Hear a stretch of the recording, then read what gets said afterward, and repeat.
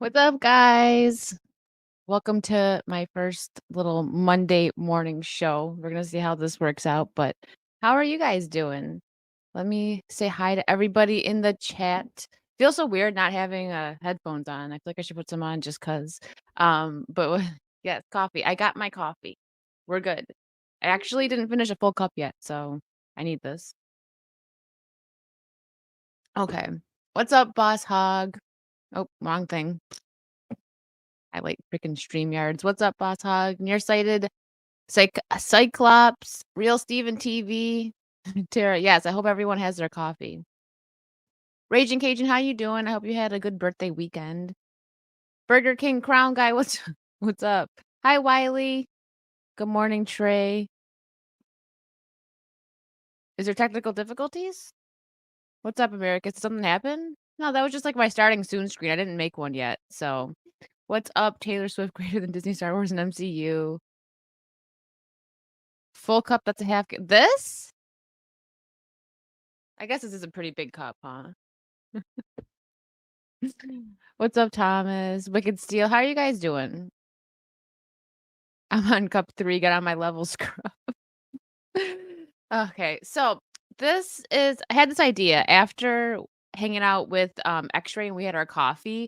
That was a really fun little stream. And obviously, like hanging out with her was like the best part of it. But I thought doing this once a week, even just for an hour, might be nice, especially especially starting the week off right. There's on the internet, there's just so much crap like hate and just negativity. So I thought, um, let's start the week with something good, something positive. I thought that would be fun. So we're gonna see how this works, and if this goes over well, then maybe I'll do this every week. I'm gonna do it for a few weeks and see what happens, and I'm just hoping that you guys enjoy it, and I'll keep doing it. Thanks, Azur. Dat Raging Cajun shift my lunch break for this. Thank you so much. Force sensitive, been a member for 1 month. Thank you so much. Good morning, Amanda. I hope your day goes better than mine. Oh, I'm sorry you're not having a good day. Maybe this will brighten your day a little bit, this stream. Good morning, Reese. Good morning, John.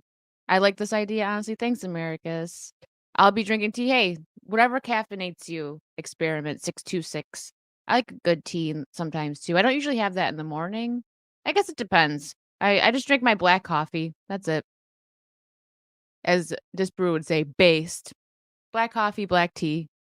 I don't add sugar or milk or anything to my stuff anymore.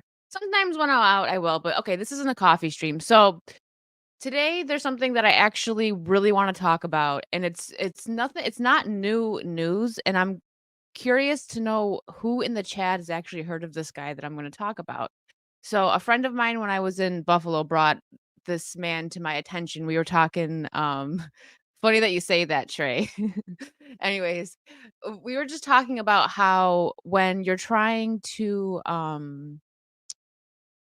help somebody or be there, and let's just use an example as like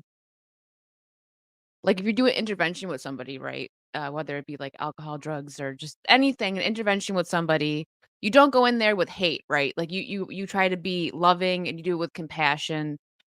We see on the internet so much that people just don't do that. Like if you're trying to help somebody and you're coming from a place with love, but you're doing it hatefully, I just that really bothers me. I'm not perfect. Nobody's perfect. As my mom's has always said to me, it's always stuck with me. The only perfect being that ever walked this world was Jesus, and she's not wrong. We're humans. We err. We all sin differently and everything, right? Anyways, so I got into this big conversation with somebody, and they brought to my attention someone that I had never heard of this man, and I can't believe that I've never heard of him. And I'm very curious to see who in the chat has heard of this man. I think more people should know about him. Schools should teach about him. Maybe they do, and I just missed it. Your dad always said that too, Americus. Yeah. Um, Americus, thank you for the $20 for Wicked's Coffee Fund to keep these streams going. Thank you. I've only been back for a couple of days now. My bag is already half empty of my coffee because I make my coffee strong and I make it a couple times during the day. But back to to I Strong. We need a crowd fund getting me out of bed. What's up, 2 I Strong? It's good to see you. Hi, Jose. Jose Taco, sorry, we're sensitive, brewing coffee now, there we go. What's up, Nick? Okay, so here, let's get into what I'm gonna there's 2 things I wanna talk about today. I'm gonna be ending the stream talking about a, fundraiser charity that I'm gonna be doing soon. I'm gonna set it up, but I'm gonna bring it up, today to just kinda talk to you guys about it at the end of the stream, but let's I wanna know how many of you have heard of Daryl Davis, the blues musician? Before I get into the story here, I wanna know wait, hold on, you know, we're gonna stop sharing before you guys can read any of it. Before I do this, have who here has heard of him? I'm just gonna give you guys a second to, 'cause I hadn't either. My mom hadn't even heard of him. Trey did, you've heard of him? So, you know, you guys I have. That's refreshing. Nope. He is incredible. Wait till you nope. See, it's very mixed. I had a conversation about this guy with my friend who brought him to my attention, and I was like, "This is if not, like, one of the most inspirational people I've ever met," or not met, never met him, I would love to, um, that I've ever heard of. What's up, Ned? Good morning. Dat Raging Cajun, thank you so much for the $20 for Wicked's Brewings. I like that. Maybe I should change it, huh? That's probably a way better title, and Dat Raging Cajun gets, is it what do you guys think? Should I change it to, Wicked's Brewings instead of Monday Morning Coffee? Let me know. Anyways, okay, let me pull the article back up. 'Cause Joe I'm gonna have to look into that, Trey. I didn't see it. I've just recently, about a week ago, heard about him. And I can't believe, like I said, even my mom never heard of him, and I told her about him, she was like, "Wow." She was absolutely blown away. So, here we go. Daryl Davis, a blues musician, coffee talk with Wicked Void Jew Americans. Okay, so this man I have to be careful with how I word this because I don't know what I can and can't say on YouTube. So, he single-handedly convinced 200 Klansmen, right? You guys know what I'm talking about when I say that, to turn in their robes and change their lives, and he's a black man. So just let that sink in, just that okay, he did it with I try to stay away from saying this term because I think it's judgmental and it's not right the way some people can say this, like, when they say, "Oh, you're not a real Christian if this, you're not a real Christian if that," but he did this what you would I would say is it's fine to say the real Christian way. Like somebody who like his life was in danger doing this, right? I mean, come on, like it's the biggest group in the world that just doesn't like someone because of the color of their skin, right? And he approached this with love and compassion. He literally did it the Christian way. Exactly, Trey. Like, so the reason he got brought up with in the conversation that I was having is I was talking about things that I see on the internet when people just like they push their narrative with hate. And it's from both sides. I know the first thing you guys are going to think of is like, oh, the left does that. And of course, but both sides do that. And I see things sometimes and I'm just like, why do you have to go about it that way? I just don't understand that. So that's what my Monday morning rants, we'll call them and stuff, are going to be about. We're going to talk about good people, good news, just good vibes, positivity, right? That's what we need more of, and I feel like starting the week off that way is good, and I might show you guys something that gets you thinking because hearing this guy's stories, I've watched a few videos. I'm gonna bring up a little clip of a TED Talk that he did momentarily here, but this guy just was like an inspiration for me. Exactly, Nick. Yes, Trey. Yeah, both try to get the moral superiority high ground. Yeah. What's up, Biggles? I heard that, but I didn't know he's a blues singer. Yeah, it's actually very important in his story. Um, yeah, you're right. But he started this back when it's not that they have power, but it's just like think of one person. He's one person and he convinced 200 people that it was wrong to judge somebody just because of how they looked without knowing them. Before I hop into this article, I'm going to talk about a story that I heard him tell that isn't in this article. This article is basically just him talking about how he changed the minds of these people. The story is legit beautiful, exactly. So When he was a l boy, this was in Boston, I think he said Massachusetts, I think, is where he was living. He was, 10 years old, and he joined the Cub Scouts. Good morning, A2D2. Yeah, he convinced actual clan leaders, which is the first person that he actually convinced was a leader was way up there, which is just like, "Oh my gosh." So alright, so I'm gonna bring it back just a little bit. I'm just gonna pick little parts out, but this I also found beautiful, which isn't in this article. He was 10 years old and he moved to, Massachusetts, I'm pretty sure. I'll have to clarify that and look it up again. And he was one of 2 black kids in his class, and he joined the Cub Scouts. It was the Cub Scouts or the Boy Scouts, but they did a march, uh for I can't remember who it was probably somebody big over in Boston, it was to commemorate this person, and his dead mother is what they're called, let him hold the flag, and he was so happy and proud to do it, whatever, he was leading the march basically, um, and then he starts getting hit with rocks and bottles and just, like and he's, like, actually getting injured, and he's just, like, thinking in his head, he's like, "I'm naive." He had no idea what was going on. He's like, "Man, these people really don't like the Boy Scouts." And, the leaders and stuff had, like, were, huddled over him. He didn't realize until they were huddled over him and got him to safety that, it was because it was just him. He thought that they were hating on the whole, like, crowd, right? Because he didn't know what racism was yet. So he went home and he said his parents were bandaging him up and everything. They're like, like, what happened? You fall down? Like, what's going on?" And he told them exactly what happened. And that's when they explained racism to him. And this was in, I think he said 1968. So at that point, I want to give his parents props for this. And this is the time when, like, it was, the racism was strong, right? And you would have every right to explain to your kids, especially being, a black family, what's going on with segregation and all that. But at 10 years old was the first time he heard of what racism was, and he had no idea. And he said at that moment, he formed a question in his mind that he spent years trying to answer, like, how could you hate me when you don't even know me?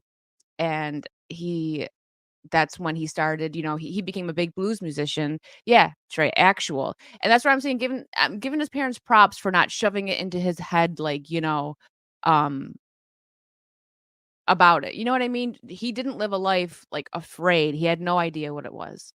So, we're gonna fast forward to I'm probably gonna read this whole article, it's not very long, to this article where, again, 10 years old, he formed the question, "How could you hate me when you don't even know me?" Which is very true. Like, how could you hate someone that you don't know? And we see this all the time on the internet. That's why I'm so like, this was the perfect time for me to hear about this story and this man, and I just can't believe I never heard of him or even his story.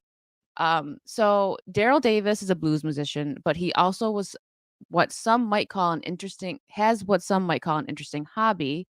Um, for the past 30 years, Davis, a black man, has spent time befriending members of the KKK.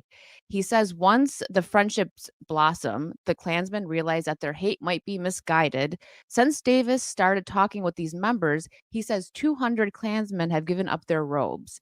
What When that happens, Davis collects the robes and keeps them in his home as a reminder of the dent he has made in racism by simply sitting down and having dinner with people. That's the thing. He doesn't like, how easy it would be for him to just, like, he meets it's gonna the story is gonna happen right now of the first time he met someone that was a Klansman, and he didn't even believe it. Um, he could have come at this with so much hate, right? But no, he sat down and actually listened to what these people have to say, and he wanted to understand why they felt the way they felt, and that's a huge problem, and it's always been a problem, but especially with the internet, people just wanna spit out their opinion, and so many people just fall behind it without actually picking it apart. I've had friends, people I watch that say stuff that I disagree with, but I'm not gonna put them down for it, but again, this if you're just tuning in, thank you for watching. This Monday morning thing that I'm gonna be doing is trying to shed a bit of positivity and light on good people in the world and just nice, warm situations, and it's a good way to start our week. Okay, so back into the interview. Interview highlights. On the first time he befriended a member, uh, of the Klan, I was playing music. It was my first time playing in this particular bar called the Silver Dollar Lounge. And this white gentleman approached me and he says, "I really enjoy you all's music." I thanked him, shook his hand, and he says, this is the first time I ever heard a black man play piano like Jerry Lee Lewis. I was kind of surprised that he did not know the origin of that kind of music. And I said, well, where do you think Jerry Lee Lewis learned how to play that kind of style? He's like, well, I don't know. I said he learned it from the same place I did, black blues and boogie woogie piano players. Sorry, that's what the rockabilly rock and roll style came from. He said, "Oh, no, Jerry Lee invented that. I ain't ever heard no black man except for you play like that." So I'm thinking this guy has never heard of Fats Domino or Little Richard, and then he says, "This is the first time I ever sat down and had a drink with a black man." Um, yay, positivity. Thank you.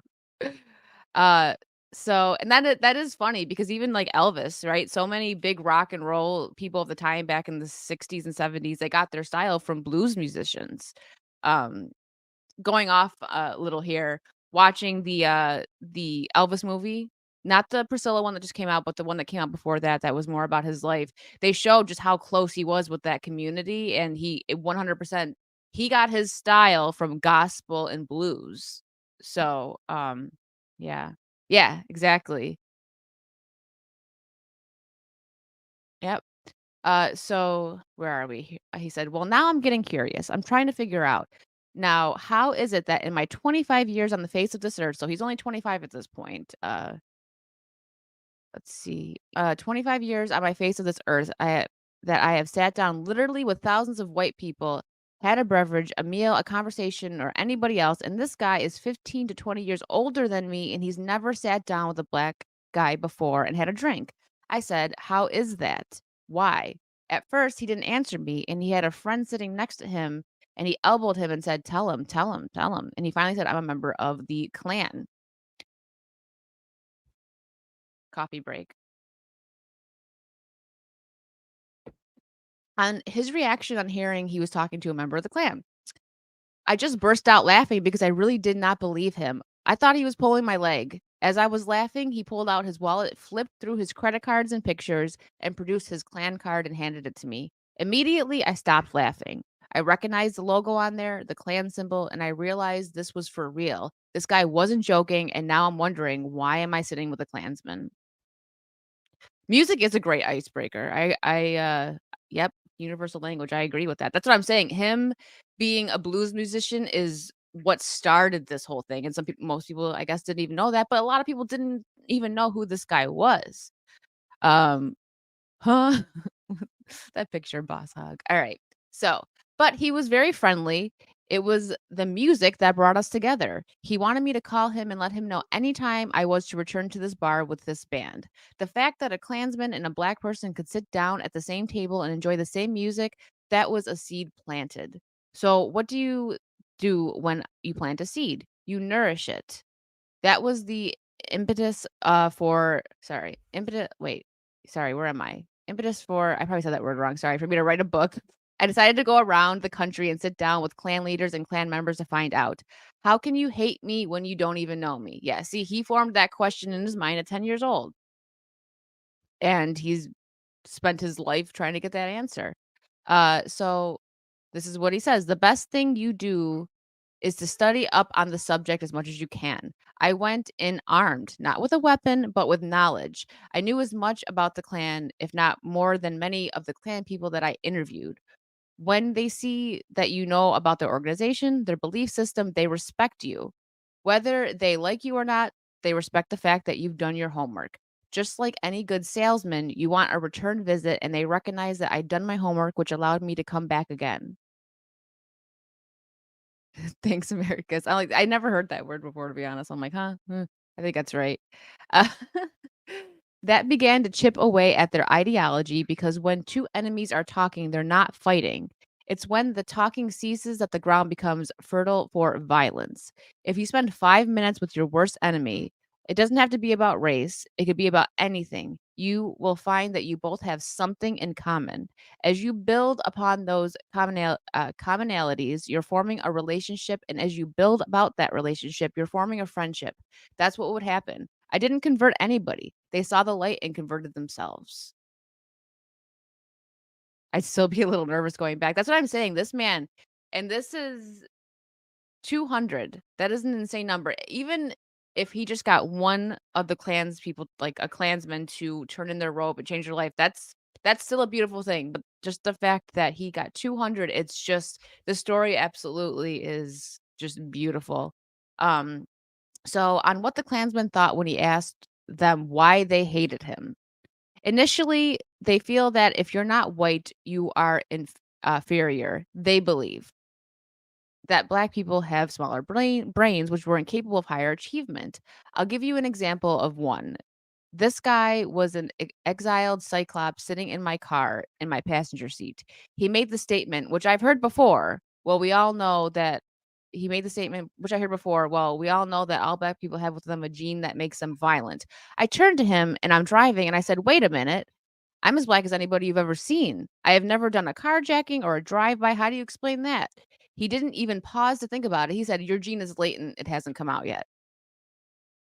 Like, and see, they're saying stuff like that, and he is still sitting there, you know, listening to what these guys have to say. This guy in particular, he's sitting with him in a car, and he's basically telling him, like, You're going to be violent. Just wait for it." And he, instead of bugging out on this guy, this is what he does. So, how do you argue with somebody who is that far out in left field? I was dumbfounded. I'm just driving along. He's sitting over here all smug and secure, like, see, you have no response. And I thought about it for a minute. Then I used his point of reference. I said, well, we all know all white people have a gene within them that makes them a serial killer. He says, what do you mean? And I said, well, name three black serial killers. He thought about it and he could not do it. I said, Ted Bundy, Jeffrey Dahmer, Charles Manson, John Wayne Gacy, all whites. I said, son, you're a serial killer.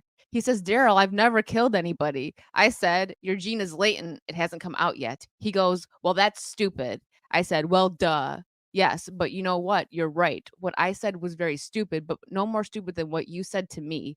Then he got very, very quiet and changed the subject. 5 months later, based on that conversation, he left the clan. His robe was the first robe I ever got. Yeah, they do, Trey, but especially at that point, that's a great troll. Yeah. Um, I know, that's what I'm saying, like, he turned it over on him and was just like, "Yes, what I said was very stupid, but it was just as dumb as what you just said." So, and that's what I'm saying, like, he could have just, he could have just bugged out on him, right, and gotten so mad, like, "How dare you?" He could have gotten offended because we see that all the time on the internet, right? Somebody offends you and people just start reading and frothing at the mouth, right? So, this man is a great example of somebody who approaches hatred with love instead of, you know, joining in with the mob and being mean. If you truly care about somebody and you want to help them change their life, don't do it with hate. Um, you just don't. 200. I still can't believe that. That story still just is mind blowing to me. Like, here, I gotta put my headphones in. I'm not gonna, I would love to just sit here and play this whole TED talk, but I don't know if I can. So we're just gonna play a little part of it here and make sure I have the audio on. Okay. Love will win the day. Exactly. Ah, yes, the hateful thought. We're all very familiar with that. Okay, so this, if anyone's interested in this, just look up Daryl Davis on YouTube, and you can watch. There's two TED talks on here, but I think they were pretty similar. One was a little more in depth. Um, And I'm gonna have to look up the Joe Rogan interview that Trey just told me about. I didn't know that existed. So here it is. These words that he's about to say, it's something that I think all of us can probably learn from. Okay. Now you heard the Klan leader say that even though he and I would do different things together, it did not change his views on the Klan because his views on the Klan had been cemented in his mind for years. And he went on to say how he believes in separation of the races because that is to be in the best interest of all races. But at the very end, he said that he respected me. So real quick, but I'm not gonna play the clip because it's like kind of crappy. But there was a news interview done, I think in the '80s, showing him at like the Klan meetings and stuff. He went to freaking meetings and stuff and sat there and listened to what they had to say.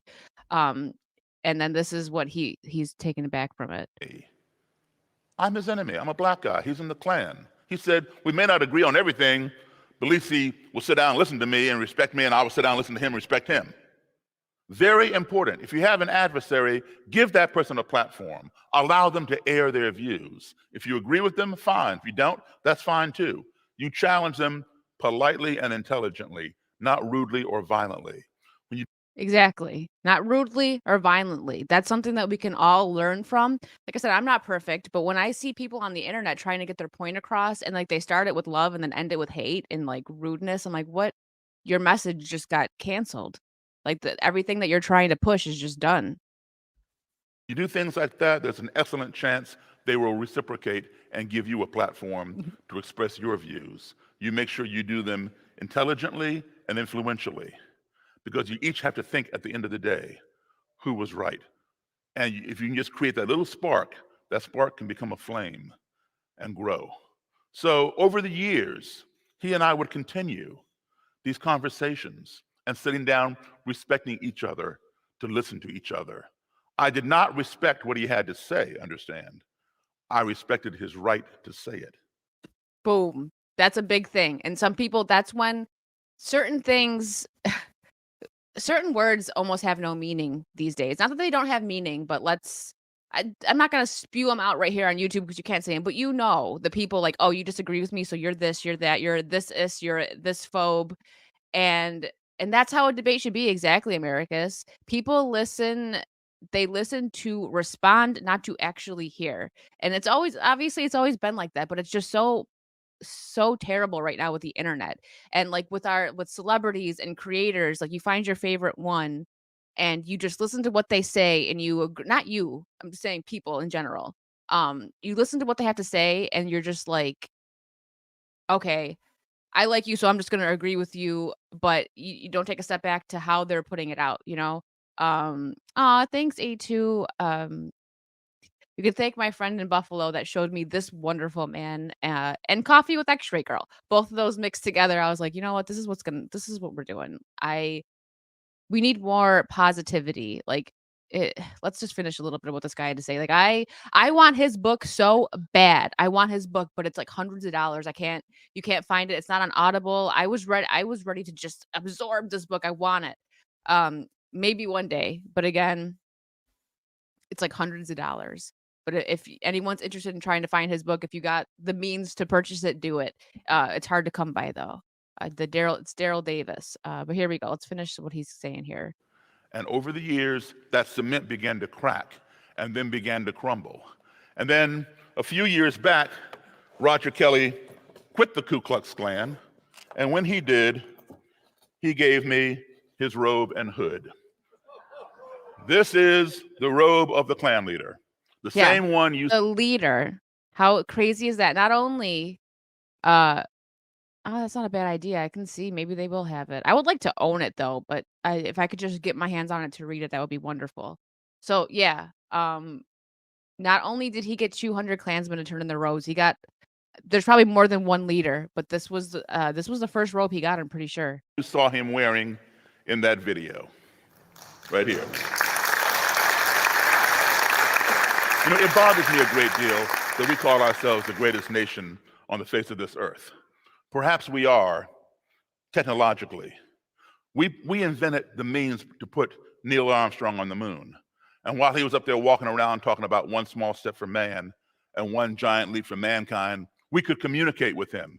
How is it that we as Americans can talk to people as far away as the moon or anywhere on the face of this earth, but yet many of us Spike, I'm pretty sure he was both. I don't know about how like levels are there, but he was like high up and then he was promoted and then he turned in his stuff. have difficulty talking to the person who lives right next door because of the color of their skin, their religion, their persuasion, their ethnicity, etc. It seems to me that before we can call ourselves the greatest, our ideology needs to catch up to our technology. And once we get them both up there, we can truly brag. We are living in the 21st century, folks. We are living in space age times, but there's still too many of us thinking with Stone Age minds. The two news desk anchor people implied that I was strange. Well, I'll tell you what, if being strange gets people to give up stuff like that, we all need to be strange. Now, thank you. That was great. So yeah, if you're interested in watching that, he pulls up the clip from it definitely was like 80s or early 90s. You could tell by looking at it. The news anchors called him strange because it is I wouldn't say strange, but it is definitely different, right? A black man going to Klans meeting and that's how they ended it. Like instead of saying like what a beautiful story, the news anchors were like they said that it was strange. They called him strange and he's right. If being strange gets people to give up hatred, we all need to be a little bit more strange. Um, that story is just so beautiful. I will thank you, toilet texter. I just noticed your profile picture. Thank you. I will check out my local library and see if they can get that book for me because I would very much love to just have the chance to read it. There's a clip where he's talking to BLM and they wanted nothing to do with him. That's insane. Like, so for what they're supposed to stand for, right? He should have been like, uh, I wouldn't say the leader, but it's because he's about actually listening to the other side.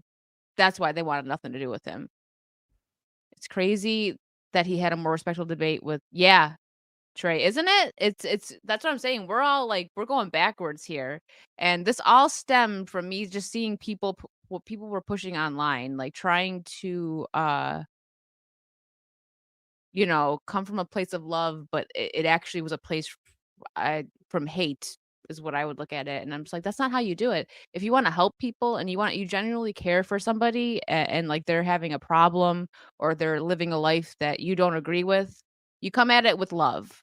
Yeah, we're devolving Americas, yes. You come at it with love. Anything you come at with hate, you're no greater than the person that you're trying to help.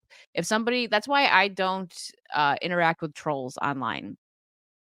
Um, because I just don't to be honest, I pray for those people because I am a Christian, but I don't, I try not to be very, judgmental, we're all judgmental, we all do it, but especially publicly and, like, on my platform, I don't think it's my place.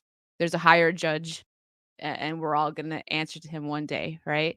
Um, so I don't think it's my place to spread like if I disagree with you, because like I had said earlier in my stream, we all sin differently. Whether believe in God, you're Christian or not, like all of us, you got hopefully you believe in something. I hope so. I pray for these people. To be honest, they will send hate to me, hate to my friends. I see just all the stuff online, and you know, pray that they find a better way. But yes, we're all sinners, all of us, whether it's little or big. So I don't feel that it's my place to put anybody on the spot for their sins. If that makes sense? I don't know. I don't really think of these streams before I do them. I just kind of go from the heart with it. So that's let me take out my I don't need these in anymore. Can't wait for my cord to come in so I can get my other headphones back. I kind of hate earbuds.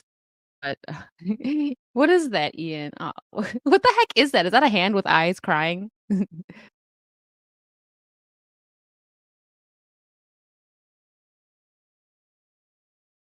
Yeah, that's not a yeah, I'm loving this so far. Thanks, Trey. Thank you. Thank you, Corey. I try so I was raised, my mom always told me, YouTube emotes are weird, Ian. Raised me to, this was some other thing besides like we're not perfect, nobody's perfect. The only perfect being that ever walked this earth was Jesus, and that's something that she always said. And then also, she says that we are supposed to love everyone. You might not like it, but you're supposed to love everyone. And we don't. Like we're human, you know what I mean? But that's just two things that my mom has always said to me my whole life that I try very hard to live by. My grandma who passed when I was 7 months, so I never got to know her, but I hear all the stories about her.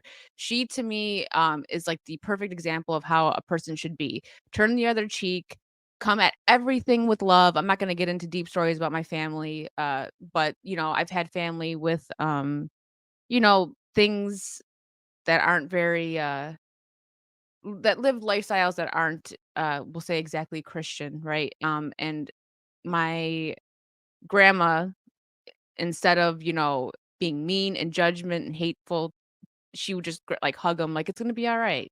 And that's how people should be. Like I just there's it drives me crazy how much hate is on the internet. And even with people that I like and I'm cool with, I'll see stuff and I'm just like, what is that about? Why? Was that necessary? Not really. But um uh Jose talking, you should read Thomas Sowell. A lot about how economy and racial relations are connected to the world through history. Thomas Sowell, thank you. Any recommendations, I will take them. In my Discord, I'll probably put, like a Monday morning talk, chat if you guys are interested in that, and if there's anything you guys would like me to, bring up, feel free, or any, like, my friends, go ahead, and let me know. It's not gonna always be like this every Monday. I just want it to be positive, you know what I mean? It's Monday. Let's bring some goodness. Let's let's think about stuff. Like, I hope anybody if I get even one person to think from this, then I feel like I did a good job. Um, okay, Tom, let me look him up. Hold on.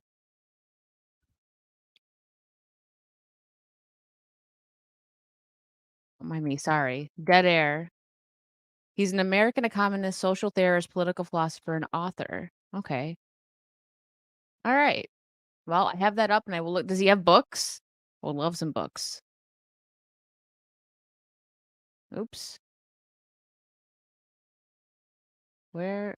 Gosh, I have too many tabs up. Thank you, Americas. I appreciate it. Just send them to me. So this stream's only gonna be about like an hour, hour and a half, depends on how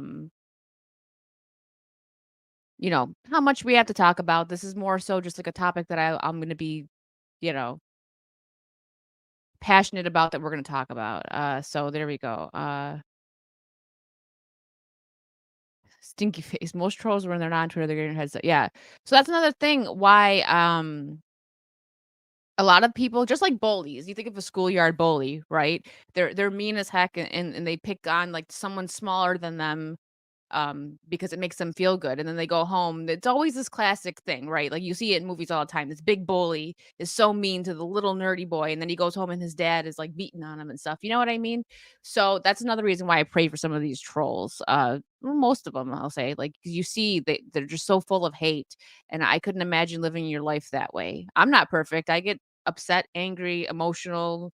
I'm working on it. So that's just that's some advice that I'll give you. These people when they treat you like crap, just ig- ignore it. I would say, as I know sometimes it's very hard, especially for my fellow creators out there, when you just get so much of it. The internet biff tanners, exactly. Um, just pray for these people. Um, Ian, thank you for the 25 pounds. The one comfort, if it is one, is that people don't act in real life like they do online. If you sat down one on one with a shiz poster, I always wonder how many I'd actually get on with. Exactly, right? That's what I'm saying, Ian. Like these people, they're keyboard warriors. They will say whatever, like, and they make alt accounts because they don't even want who they actually are to be out there. Good morning, Kenzo. How are you? Oh my God, Kenzo, your profile picture. Um, Yeah, he does. I know. I always say like America's is like jokingly like our resident troll, right? And we also have another one. We have Mazda. I was trying to explain Mazda to somebody to Kings when I was playing Sea of Thieves last night, and he's like, "Sounds like a troll." I'm like, "Well, he is, but he's our troll." um, but, yeah, that's I like how you put that, Ian. It's true, and that's what he did, right? That's what Daryl did. Instead of, cussing this guy out or just not giving him the time of day, he decided, like, "You know what? I wanna know where your hate comes from. Like, why don't you" his big question, "How could you hate me when you don't even know me?" And he got 200 people, 200 friends. I'm guessing they're all still friends with him. I don't know, man. It's like almost like a choke up story for me, but it's beautiful and we need more stories like this in the world. And I can't believe he's not taught about in schools. Like you think about Black History Month. Why isn't Daryl Davis talked about? I didn't hear about him in school. I don't understand that. I've always lived my life by I won't say anything behind your back that I'm not willing to say to your face. I'm the same way. Sometimes the truth hurts and, especially the people I care about and I'm close with, I'll say even if it's sometimes there's things that I probably could keep in, but I'm just gonna say it just because. And yeah, cussing the guy out wouldn't change his views. Exactly. And that's a big point that I'm trying to make here. When I know his book that's what I'm saying. Like I found it's like hundreds of dollars and I can't I'm gonna try and get it one day. Um that's what I'm saying. When you come on, like people come on the internet and they talk about like how they want to help people and then they switch it over to, like, being angry and hateful, it's like, how is that gonna be progress for any of that? Like, how is that gonna change, um, anything? Yeah, exactly, Trey, and that's why I'm gonna shed light on people like him, because that's what we need to do. What useful information is taught in schools now? I know. Can you believe now, correct me if I'm wrong, and I think Trey is probably the youngest in here right now, at least that's talking. They don't talk about the Holocaust in school anymore.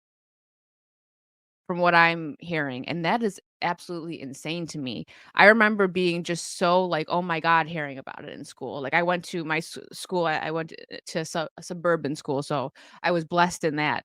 We would go to plays sometimes. We went and seen The Diary of, oh, okay. Well, welcome in. I'm 6 years old. Um Seeing The Diary of Anne Frank, and it was just like yeah, I remember hearing that. So you can correct me if I'm wrong, but I remember hearing a couple years ago that they weren't teaching the Holocaust in school anymore. Um, so yeah. Really? Well, they did for me.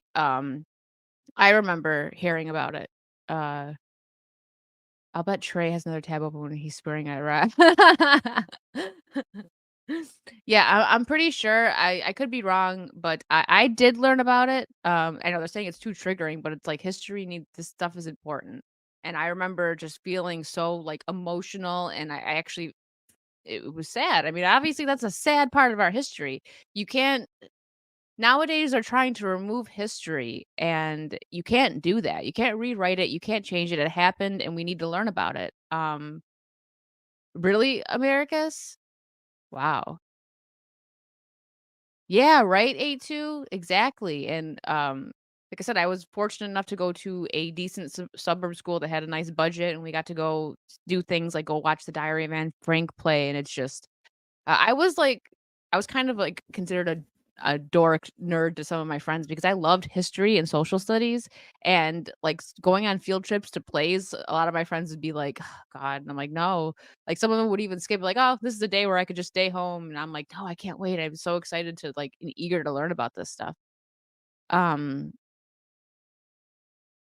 I was fortunate to have visited one of the concentration camps in Austria when I was in grade 12, and it haunts me to this day. Wow. That's insane.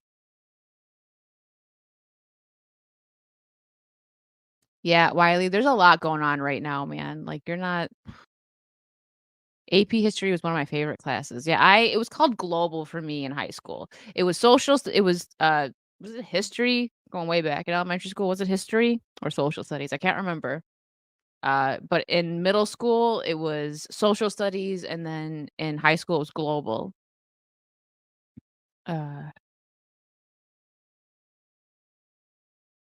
really, Trey, see? That's, yeah.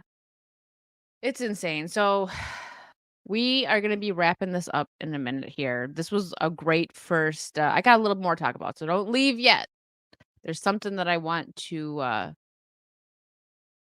Do I prefer audiobooks or physical books? I like both, Jose Taco. Your name makes me giggle. But audiobooks are nice for when because I'm pretty busy, like, when I'm not doing streaming stuff, so it's nice to have the audiobooks to, listen to if I'm driving somewhere or when I'm cleaning, cooking, doing whatever it is that I have to do around the house. Um, but A2, you get back here. Um, going way back, you make it sound like You're Taylor on stage. Yeah, no, I'm just saying, like, I had to think back, like, for all of us, I think thinking back to elementary school, it's like, "Wait a minute." Um, so, hold on, before I share this, wait, let's talk a little more about what you guys are saying. I remember my dad telling me about newsreels of when the camps were liberated. Jeez.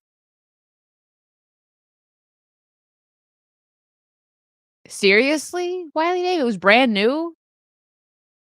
Thomas Sowell audiobooks on YouTube. Thank you. Thank you. It's good to know. Um, but alright.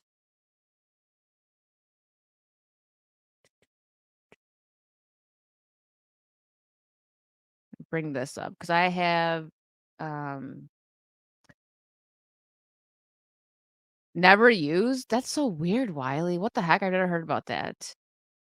The important question is actually, what did you learn from studying the Holocaust in school? That's a good question. I wouldn't say so. I want the chat, if you wouldn't mind, let me know your thoughts on that.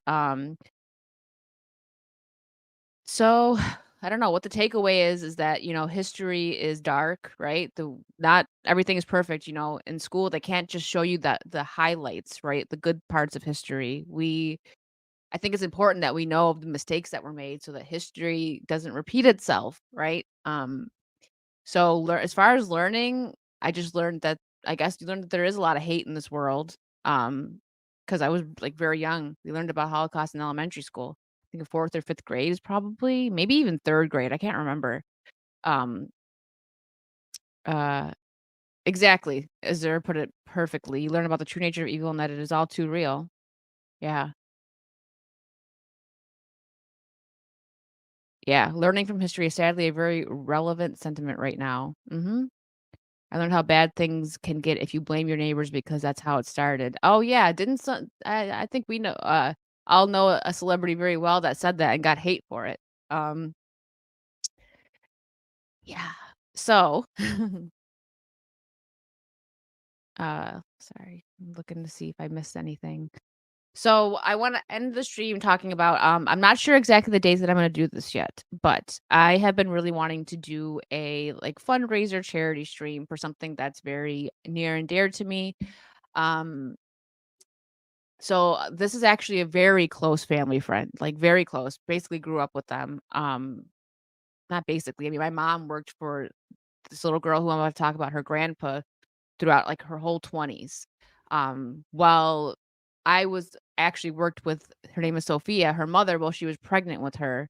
So, this is gonna get a little sad, but I'm just gonna bring it up a little bit, I'm gonna cover it more when I do the, stream for this. It's gonna be I'll do a gaming stream, so Sophia unfortunately passed away last year at the age of 9 battling, cancer, but she was just a ray of sunshine, right? She was a wonderful little girl who she started Sophia the Fierce, which is an organization that's, kind of like, Make-A-Wish. It's to help families, like, not really Make-A-Wish, but it's to help families, that can't pay their bills, right? That can't pay their bills, for, kids going through cancer and all that, right? So, in honor of I'll just read a little part of this. Like I said, I'm gonna cover this more when I do the actual stream. So, in honor of Sophia's tenacious spirit, Sophia the Fierce Incorporated is dedicated to supporting pediatric cancer research for a brighter future for children fighting cancer. Our mission is threefold: respite, research, and relief for cancer-stricken children, their families, and their caregivers. Sophia's dream was to brighten the darkest days with lasting memories through private outdoor escapes, fostering connections, relaxation, and adventure. Sophia the Fierce Incorporated is committed to funding research initiatives and providing financial aid to families that need to travel for treatment. Let me hold on. Okay. So I'm going to tell a little story here that might get a little sad.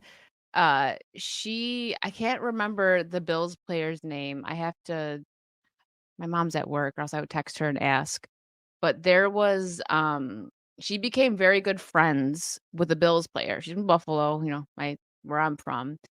Uh, and let me see, there's gotta be a picture with him. That's probably let's see, I saw it. I can't remember his name. She was a huge yeah, here it is. I forgot his name, number 24. Hold on a second. Give me a second. I gotta look it up now.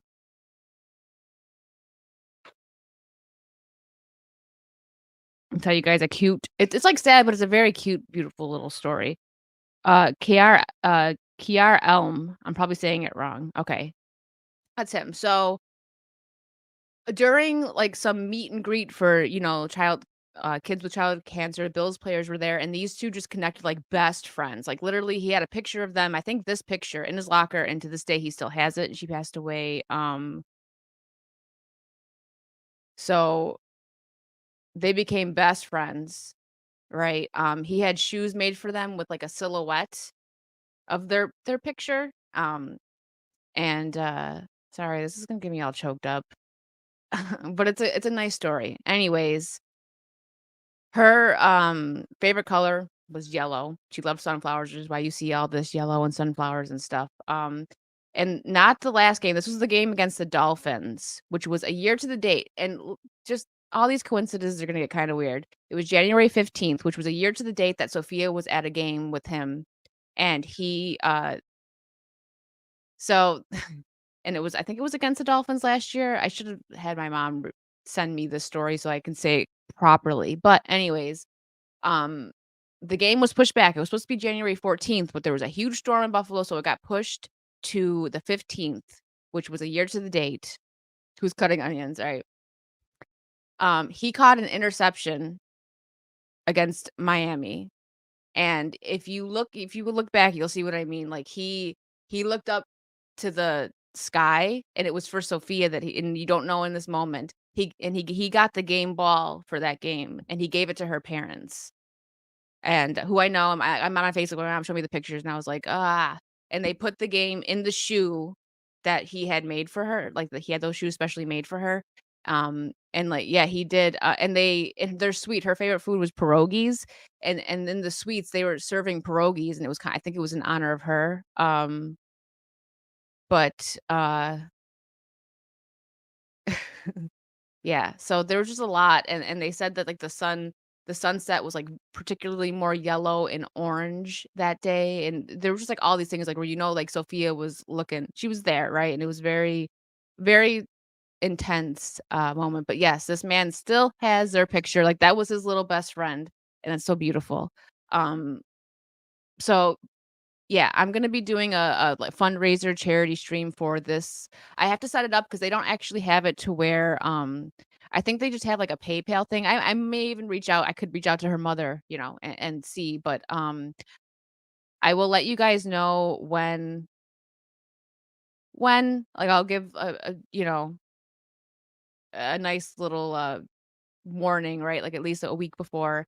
But yeah, so when she was sick, she would do things like, her and her mom were, like, driving back from one of her, like, treatments, and she saw a guy sleeping on the ground, a homeless man, and she was like, "You have to convert me to a Bills fan." Oh, well, hey, the Bills fans are great. That's the one thing that you can say. Like, they're crazy, but they stick by 'em. That's why when people tell me, like, "You should switch because you moved." I'm like, "No, no, no.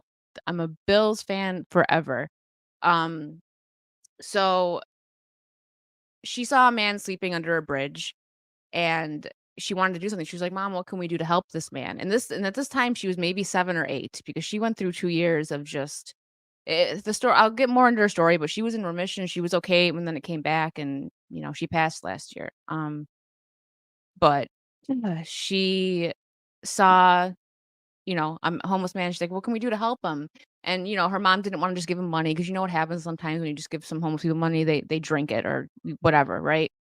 So, they went to the store and got a bunch of blankets and some food, like canned food and, food that would last and 'cause she felt really, like, good about it, like, she just so she just her basically dying wish was for Sophia the Fierce Incorporated to continue and for them to continue to help kids, and they're still doing that, so that's the fundraiser that I wanna do, charity stream.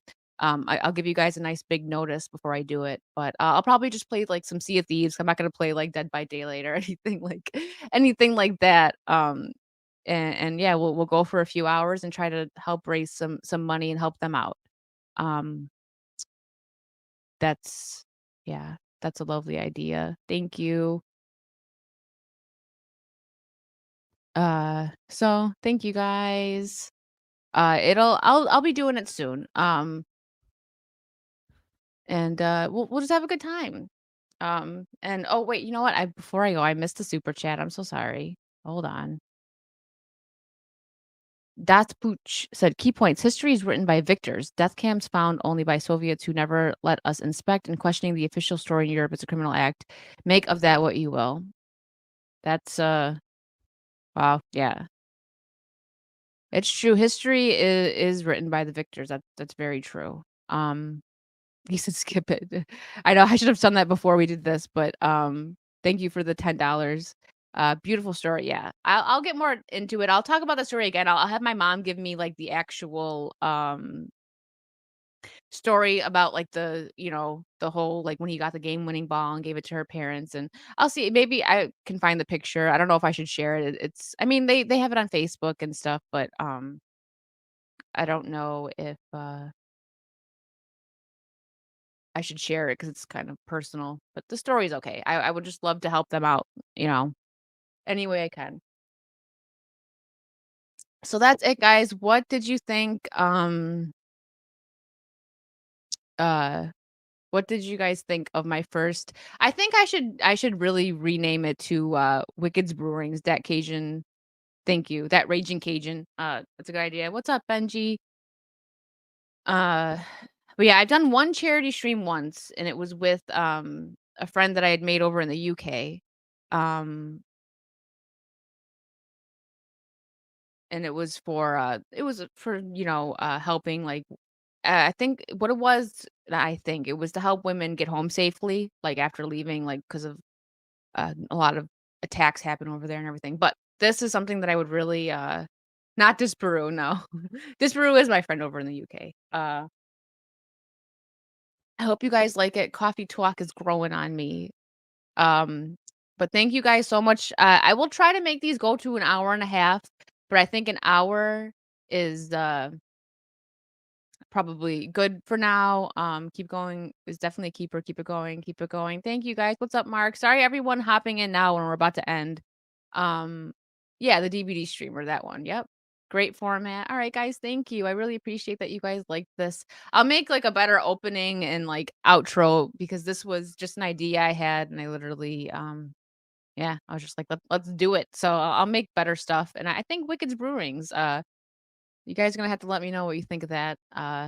But guys, you're all wonderful. I appreciate you all very much. Thank you for listening to me rant about like good stuff today. It felt nice to just chat. So have a wonderful rest of your day. I may be on later playing some games. But if not, I'll catch you guys on the next one. Bye.